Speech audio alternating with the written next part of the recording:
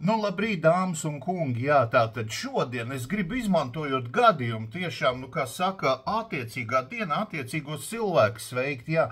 Šodien, lai man sveicieni, tā kā Latvijas Rādio 2, jā, lai dodās, jā, nu, pie manas iemīļotā, tagad jau viņš kaut kāds, bļaļ, Fernando Toro, vai kas viņš tur vēl pie Alda Gobzema, jā, nu, viņš tagad bišķi pazudis no politiskās skatus un tā, bet gan jau atgriezīsies, jā. Ļoti sirsnīgi sveicieni, nu tiešām no sirds tagad, ko es uzskatu, ka Latvijas top idiotu numur 1, jā, Sandrim Točam dodās, jā, Росликовым, я, братан, блядь, с днем твоим, с твоим днем, блядь, веселись, хо-хо-хо-хо, блядь, сегодня весело, твой день, блядь, короче, izbaud, pipuk, блядь.